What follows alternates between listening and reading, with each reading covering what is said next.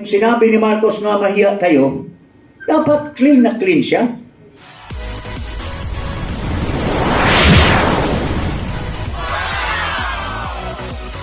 Pero, how can he prove that he is clean when he is not being investigated? Yung ICI na ginamit niya to investigate hanggang dito lang.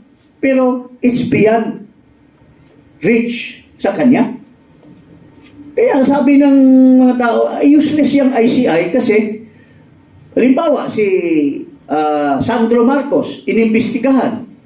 O, sabi niya nung una, I am willing to dispense the ICI to have, brought in public yung testimony ko. Pero sabi, wag na. O, halimbawa, doon sa testimony ni Sandro Marcos, it was found out na totoo yung mga insertions niya at he made money out of it. Tapos, the ICI is about to file. Sasabihin ni Marcos, ay huwag niyong isali yan, anak ko yan.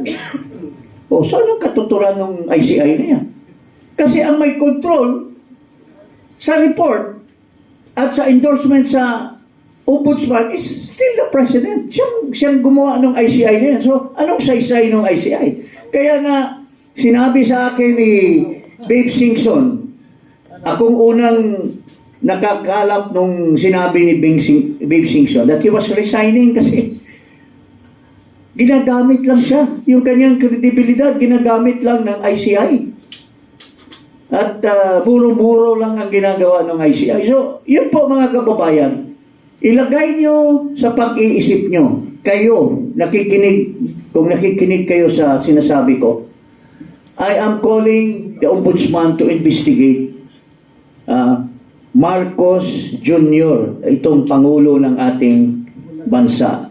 Dahil may aligasyon na siya ang pinakakorap. At yan ay upon the personal knowledge of Saldico. Bakit tayo maniwala kay Saldico? Kasi pareho lang yan sa mga 5 magnanakaw. Hinold up nila yung bangko. Kasama sila lahat. Eh noong nag-run away sila, may nahuli na isa. At ito ay ininterrogate ngayon ng policeman. At sabi niya, ang mastermind po namin, yun si Makoy Madriaga. Ang isang kasama namin, si Martin de Lima. Oh. Ang isang kasama namin ay si Ping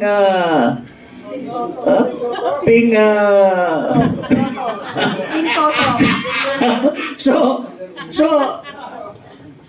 kung ikaw kasama sa nagplano at nahuli ka, hindi ba yung mga ginawa niyong plano para magnakaw, may katuturan yung sinasabi nito kasi kasama siya sa nagplano at nagnakaw. So, ganoon din. Kung isa sa mga magnanakaw, si Saldico, at nahuli, at siya ngayon ang nagsasabi na si Marcos ang nag-utos sa akin na maglatag ng insertion, hindi ba kakapaniwala si Saldico? Ngayon, ginugulo nila ang usapan. Wala daw AI daw yung sinasabi ni Saldico. Wala daw hindi daw under oath. Hindi po totoo yan. Personal knowledge and under the rules of the Ombudsman, evidence can be had in any form. Nasa probative value na. Pero para sa akin, napakataas ng probative value nung sinasabi ni Saldico. So, kung karapat-dapat na imbestigahan ito at karapat-dapat na nandyan si Attorney Boying Rimulya, nakuha na niya yung gusto niyang maging ombudsman. Ngayon, dapat makuha rin yung gusto ng taong bayan na ipakita mo sa kanila yung katotohanan. Yun po ang hinaing ng taong bayan sa ombudsman. Please investigate. Unang-una, si Saldico. investigate Adrian Bersamin, investigate Amina Pangandaman, investigate Jojo Cadiz. Because ito yung makapagsabi. Kung wala nang saysayang investigation sa Senate, yung Blue Ribbon Kasi nagpakita na ng bias si Ping Lacson. Yung ICI, wala namang saysay. Kung imbestigahan mo si Marcos, siya rin ang magde-decide kung tama ba o hindi. So it remains with the ombudsman, mga kababayan. Yun ang last bastion of determining accountability ni Marcos Jr. Yun po ang masasabi natin ngayong umaga. Okay, kukonek ko lang, Thank you po, Representative Jing Paras. Iko-connect ko lang kasi kanina, very clear right now na parang nagiging avenue yung insertions basically for their agenda, whatever that is. Alright? And then, later on, sinabi din ni dating Commissioner Cardena, Duterte Youth Representative, na ang nangyayari is that political alignment actually determines yung mga insertions and also whether matatanggalan ka during the BICAM. Right? So considering kanina, nakita natin yung top 5 and also at the same time, sa sinabi mo na political alignment actually influences the outcome of the BICAM or the budget in general.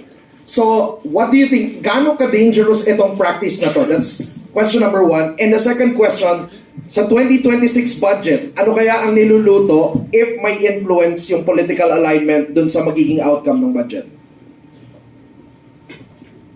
Siguro po sir, regarding dito sa BICAM, napanood ko yung statement ni Senator Loren Legarda yesterday kasi nakatayo siya at nagagalit siya. Sabi ni Senator Loren Legarda, bakit pinepuwersa nyo kaming mga senador aprubahan yung mga ini-insert ngayong BICAM na ito? When in fact, ang budget ng Pilipinas, National Expenditure Program, ay pinag-aaralan buong taon. Kada opisina ng gobyerno nagsasubmit ng kanilang requested budget sa first quarter. Sa second quarter, titingnan ng DBM kung ginastos nyo ba ng ayos yung budget nyo last year, kung worthy pa kayo dagdagan ng budget. At pagpunta sa Kongreso ng August, ng third quarter at fourth quarter, bubusisiin naman kung may mga anomalya yung mga ahensya ng gobyerno para masabi ng mga taga-legislature na hindi dapat kayo dagdagan ng budget. Napaka-masusing paraan yung budget system, isang taon. Kaya sinasabi ni Senator Loren Legarda kahapon, bakit pinipuwersa nyo kaming magsingit ng budget dito sa BICAM ngayong 2 linggong ito? When in fact, ang BICAM, kaya ka lang nagkakaroon ng Bicameral Conference Committee para yung pinasang budget bill ng House at budget bill ng Senado, titingnan mo lang kung ano yung magkakaiba ng konti doon. Hindi mo pwedeng, kunyari, nag-rekomenda ng 2 piso si Congressman Topacio, tapos yung kasama natin, Senator Galilong, 3 piso yung sa kanya para sa isang departamento, titingnan lang kung paano magko-connect yung dalawa. Hindi pwedeng habang nag-uusap ng 2 piso to at 3 piso to, biglang under the table may sumingit na 1 billion kung saan. Yun ang purpose ng BICAM, para lang i-check yung provisions ng 2 bill, ng Senate bill at House bill, kung ano yung mga hindi magkakatugma doon. Kaya lang ang nangyayari nga, habang nagdidiskusyon, ang daming nasisingit. Hindi lang madami. Bilyon, daang bilyon. Kaya nga po, ngayon ginawa nilang online yung BICAM. Dati, di mo alam kung ano nangyayari sa BICAM Kahit mga kongresistang hindi kasali sa BICAM, alam ni Kong Jean Parasen, bigla na lang napasa yung budget, di alam yung pinag-usapan doon sa BICAM. Ngayon, online. Kaya nakikita nyo, nag-aaway ng konti yung mga senador at kongresista. Nakita nyo, Senator Loren Legarda, tumayo doon kahapon. Kaya lang, kailangan nyo pa rin bantayan. Dahil baka magkaroon ng horse trading dyan. Baka alokin yung mga senador na, boss, tama na. Meron kayong tigi 1 billion dito. Tapos, ang laban, di ba? So, kailangan bantayan ng mabuti yan. Ano po sir yung second question? Ano niluluto? If they are influencing the budget based on political alignment, in 2026, ano kaya ang niluluto? Nagkakalutuan talaga yan. Posibleng hindi. Kasi nga, ang sinasabi ko nga sa inyo, ang Duterte Youth Party List. Hindi kami kasali sa kahit anong bigayan dyan sa Kongreso. Dati maraming patawag sa Kongreso patungkol dun sa bagong Pilipinas Servisyo Fair buong 2024. Sabi ni Mayor Magalong, pag sumama ka sa rally, meron kang 777, 21 million.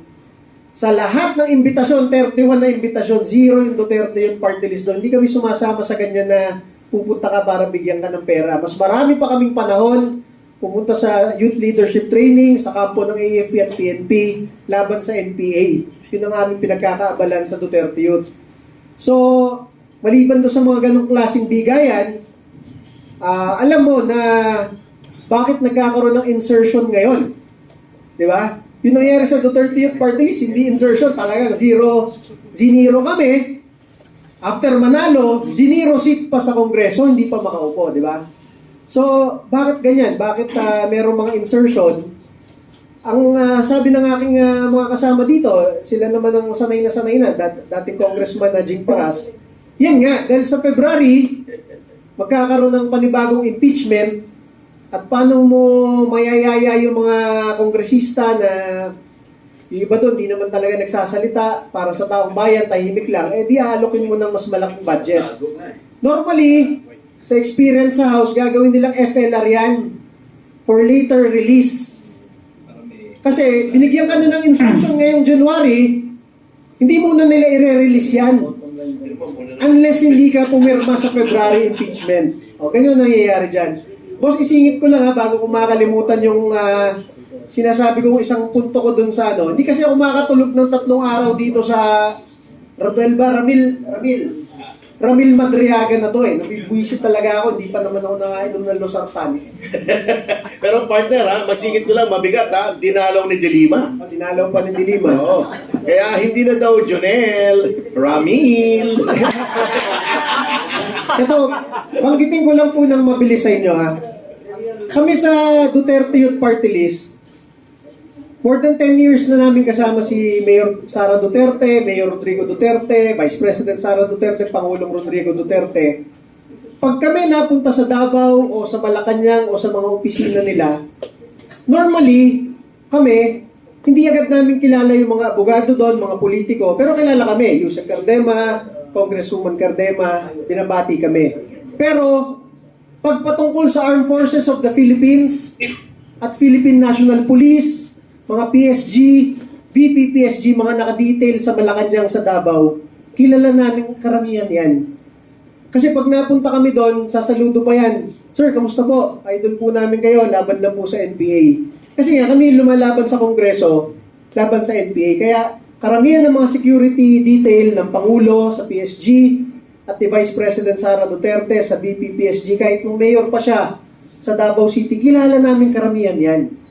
Yung Duterte Youth Party List, yung 3 congressman na dapat nakaupo ngayon, isa nag-aral sa PNPA, isa nag-aral sa PMA, yung isa taga-UP, parte ng AFP Reserve. Talagang pro-military government troops kami.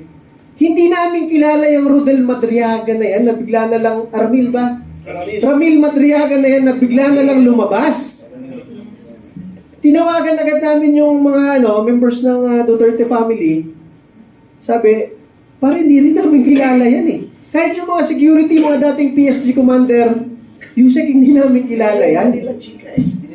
Hindi na sir So, pinasa namin yung statement niya, yung affidavit. Diba, I am Ramil Madriaga. I took up the College of Law from 91 to 95 at San Sebastian. Doon pa lang, I took up the College of Law. Sabi ko, ano to? I graduated but did not pass the bar. I work in NSC, National Security Council, and ISAF from 2001 to 2015. Doon pa lang ma-realize nyo kung taga-military kayo o familiar kayo sa military police.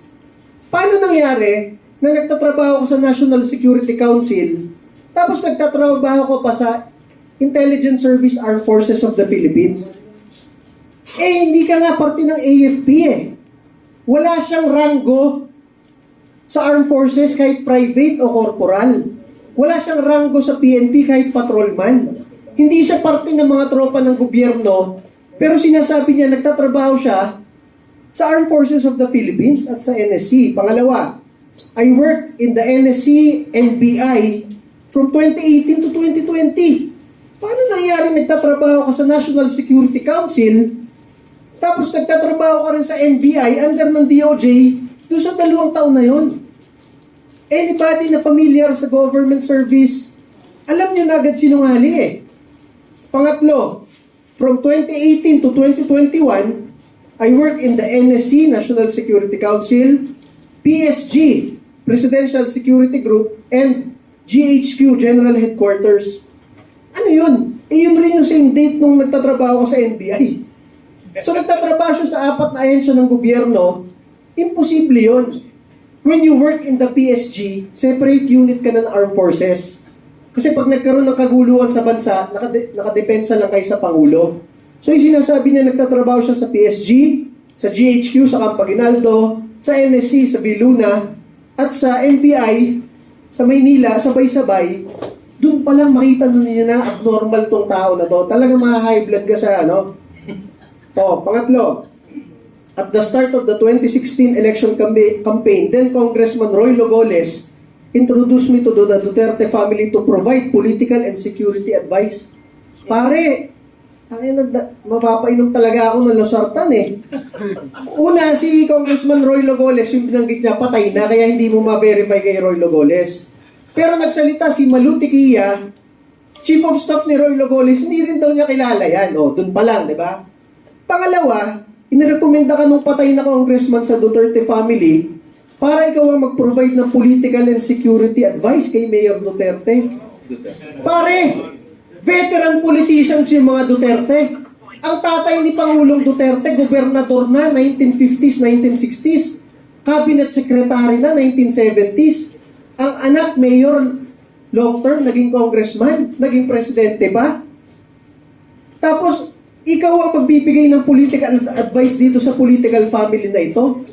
Tapos sinasabi mo dito, ikaw rin ang pinagbibigay ng security advice. Sa dami ng general ng Armed Forces of the Philippines na na-assign sa Task Force Davao, ikaw na walang ranggo sa AFP o PNP, ikaw ang magbibigay ng military advice. I was also assigned to form groups that would support President Duterte's candidacy for president. Yan yung mga isang tao lang, nag-volunteer ako, tapos sinasabi na niya siya na yung nagtumulong. Di ba? When Duterte was elected president, he ordered me to serve as counterintelligence agent for the National Security Council. Talaga namang kung may baseball bat ka nga naman talaga, mapapalo mo sa ngipin at sa pagmumukha niya to eh. Nung naging presidente si Duterte, inutusan ka. Masabi ko sa inyo, ang presidente ng Pilipinas, napakaraming sekretary, napakaraming undersecretary, napakaraming assistant secretary, at napakaraming general sa Armed Forces at sa PNP. Maliban pa sa napakaraming opisyal galing PMA at PNPA, ikaw na walang ranggo sa AFP at PNP, ikaw ang inutusan for counterintelligence. Putang ina. Pangatlo, basahin ko lang kasi baka makalimutan ko. During that time also, I was instructed to provide intelligence information for President Duterte's Oplan Double Barrel. Nandiyan si Chief PNP Bato, graduate ng Philippine Military Academy, at napakadaming graduate ng Philippine National Police Academy, FBI Academy sa US. Ikaw ang inutusan ng presidente mag-lead sa intelligence information? Putang ina talaga, mapapamura ka talaga. Pangatlo, sometime in 2018, I was formally assigned by President Duterte to work for the Presidential Security Group. Masabi ko sa inyo, kahit pulis at sundalo ka, kahit graduate ka ng Philippine Military Academy at Philippine National Police Academy o Officer Candidate School, hindi ka agad makakapasok ng PSG kung hindi ka mag-VIP training sa PSG mismo. Wala dyan yung mag-outsource sila na, ayun, Pwede yung nagtitinda, mukha kasi nagtitinda ng ano to sa kanto eh. Ito, pwede na tong PSG. Paano mangyari yun? Di ba? O, pang-apat. In 2018, I was introduced by President Duterte to his daughter, Davao City Mayor Sara Duterte, and likewise tasked by the President to provide intelligence gathering involving politics, law, to Mayor Sara Duterte. No, abogado yun. Siya pagsak. Pare, abogado si Rodrigo Duterte, abogado si Sara Duterte, Sa bagay. napakaraming abogadong nakapaligid sa kanila. Pagsak sa Ikaw ang inutusan mag-provide ng legal advice kay Sara Duterte. Alam mo talaga sinungaling eh. And also, intelligence regarding politics. Ikaw na hindi pa nananalo kahit barangay chairman, ikaw ang magpo-provide ng political advice sa mga veteran politicians, mga Duterte. Ito, bilisan ko na lang po ha. We were able to register ISIP Pilipinas at the SEC with me as national convener. Madali lang yan. Kahit pumunta kahit sino sa atin sa SEC, mag-register na ako ang head ng walang ISIP Pilipinas. Oh, ayun, ikaw ang chairman. ano yun eh, non-stock, non-profit. Ito pa, masabi ko sa inyo, talagang mapapadagdag ka ng dosage na losartan. When Mayor Sara Duterte won as Vice President, I was tasked to form the Vice Presidential Security and Protection Group. Walang ya. Sa dami-dami ng general ng Armed Forces at PNP at mga opisyal na nakapaligid sa kanila galing PMA at PNPA, ikaw na walang ranggo, ikaw ang pinag-form ng Vice Presidential Security Group. Pare, kahit colonel ako, kahit general tong mga katabi ko, hindi kami makakapag-form ng isang unit ng Armed Forces kung hindi kami inutusan ng DND. And that is the truth. Si Secretary Lorenzana noon at si AFP Chief of Staff Centino ang nag-form ng Vice Presidential Security